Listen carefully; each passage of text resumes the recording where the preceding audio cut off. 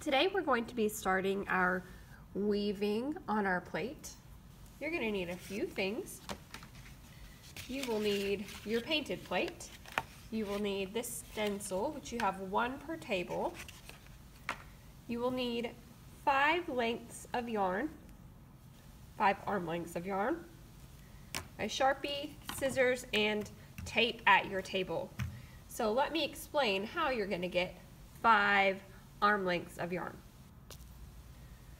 So we are going to start, I'm using a blank plate, but you are going to be using your painted plate. So I'm going to take my stencil, see these edges? Those are where you're going to make marks on your plate. It's very important that this stays still, so you can do this with the person next to you. The person next to you can hold it down for you, and you can take the Sharpie and make those marks on your plate all the way around. See how it's not moving at all? If it moves, those notches are not going to be the right length apart. So I've made my notches. Now I'm going to take my scissors and I'm going to cut just right up to the edge of that mark. You don't want to cut too much into your plate or else your plate will start splitting right down the middle. You don't want that. So cut each notch all the way around. You also need 5 arm lengths of yarn. So what I'm going to do here is I'm going to come to my yarn box. You can see each color here. So if I wanted pink, I would take it from the pink area and I'm going to gently pull until I have 5 arm lengths. So 1, 2, see how I'm going all the way up my arm, 3, 4, 5. I'm going to pull a little more out so that that yarn doesn't get sucked up into that hole, and I'm going to cut it. So after you cut it, there should still be some coming out of the box. After you've cut your notches is when you'll need your 5 lengths of yarn, so get that. And you are going to start by putting just a little bit into one of your notches, turning it over, and I'm going to grab a little piece of tape and tape that down. If you don't get that tape down, it's going to come up and you are going to have to start over. So be sure you get that tape down. Okay, so I have it turned to where I can see my notches. I'm going to go ahead and come across and decide if that is right. I know it's right if I have 9 notches on the right and 8 notches on the left. So 1, 2, 3, 4, 5, 6, 7, 8. Oh, gotta come over 1. Let's count again. 1, 2, 3, 4, 5, 6, 7, 8, 9. Perfect. So be sure that you have 9 notches on the right side. I'm going to always keep my string here at the bottom, my working end here at the bottom. So what I'm going to do now is I'm going to take this string and I'm just going to go straight over to this part. So if you turn it over to the back, that's what it looks like. So I go over to this one, kind of like going over to the next door neighbor's house, and then I'm going to go across the street to make the smallest X on the plate. So you know that if you come over this way, is that the smallest X? Nope, that one is. If you come over to this one, is that an X? Nope, so you got to come to this one. Okay, so remember our working string is always on the bottom. So I'm going to do the same thing. I'm going to go over to the next door neighbor's house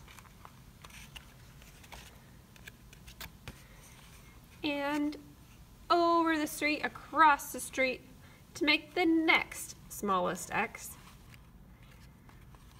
So you know that if you go to here and it's not an X, that's wrong. You're not going to the same one. You're not going to that one. You're going across the street to the empty house across the street. I'm going to turn my plate so my working string is at the bottom. And then I'm going to go over to the next door neighbor's house and across the street again. We're going to keep repeating this until I have my entire plate full.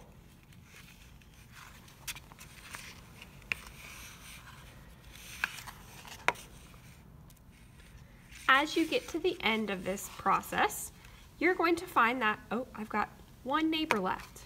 I'm gonna go across the street. And look, I've got one little notch on this side left. So this is where it gets a little tricky. I'm going to go to the next door neighbor's house one more time. And I'm going to start weaving into here now. So I'm going to take the end of my string, and this now becomes where you weave. So you can start under, you can start over, but remember, weaving is over, under, over, under. So it's got to be every other one different. So I'm going to start my weaving process, and as I go, I'm going to pull. Now, as I pull, it kind of gets hard to tell where I am in this weaving process. So if you get lost, just pull up and you can see which string you went under last. So now I know if I went under that one, I need to go over the next one. So under this one, over that one, under, over, and I keep going. Every once in a while you need to pull it. If you don't pull it, it's not going to start making a circle and it'll all kind of spread out. So be sure you're pulling it. And now I'm lost again, so I'm going to have to kind of pull up. And I can see how I went under that one. So I'm going to go over the next one. So you're going to keep doing this until you have all this almost gone. So now is when I'm going to pause the video, and I want you to go to your tables and start on your cutting process, okay? So each table has one of these. You're gonna have to share and wait until everyone is done. And then start cutting your notches up to the line. When you have that done, have a seat quietly and we will start this process together on the video. As you finish, be sure that you go and get 5 lengths of yarn for your plate. So once you're finished cutting, go ahead and get that. Okay, so I'm ready to start. I'm going to take the end of my string, and remember we're going to put it in our first little notch here. Turn it over. Doesn't matter what notch, just pick one. And tape it. Oops. There we go. Okay. Now is when I gotta kind of find the middle of my plate, or what looks like the middle. So I'll kind of guesstimate that that's the middle. And now I'm gonna count to make sure I have 9 notches. 1, 2, 3, 4, 5, 6, 7, 8, 9. So get your string in there, tape it down, and count 9 notches. If there's 8, like this would be 8. You just move it over 1, so that there's 9 on that side. So go ahead and do that now.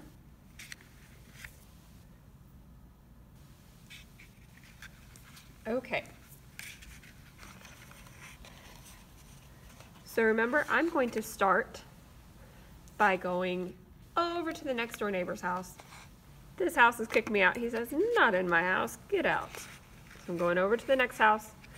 I'm going to cross the street and make the smallest X going into that house. Okay, I'm going to turn my plate so my working string is on the bottom. And he says, not in my house, get out. So I'm going to go to the next door neighbor's house and across the street again to make the next smallest X.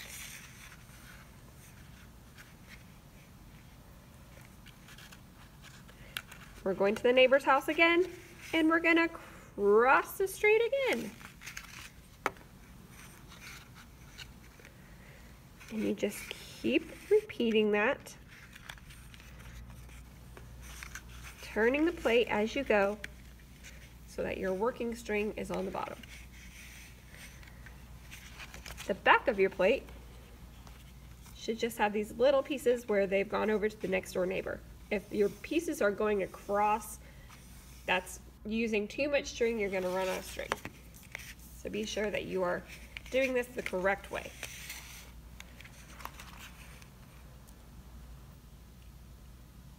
Okay, I have one notch on this end left. I'm going to go across the street. And I have one notch left. So this now becomes my working weaving string. So you can decide over, under, or under, over, doesn't matter. But whichever you pick, you have to stick with it. So I'm going to go over first, under. And as you start going, you're going to pull it into the center. Remember, you're going to lose that string as you pull it in. So just lift up, and look, you can tell I've gone under that string last. So now I'm going to go over that one and under this one. And I'm going to keep going like that until I'm finished. So as you can see, I've been weaving for a little bit and it's starting to make a circle. So as you go,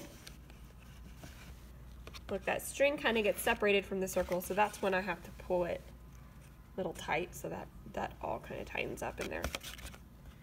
I can see I went under that one, so now I'm going to go over. And I'm going to keep going until I've got about a finger's length on the end of my string. So when there's about that much left, you're going to stop. So as you can see, I've got about a finger's left. So I'm going to stop there. I don't want to weave anymore, else I'm going to not have enough room to tie it on. And I'm going to go over and get some string. So for your next color, I want you to think about the color patterns that are going to be on your loom. It doesn't have to be your rainbow. It could be pink, green, yellow, orange, or whatever other color pattern you want. So I'm going to think, let's see, I did pink, so next I think maybe light blue would look good. So I'm going to take this string, gently pull, and I'm going to take about an arm's length. So pull it until it comes all the way up to your shoulder. And then you're going to cut it where your fingers are, and be sure once again that you leave enough string for that to not suck up into the box, okay?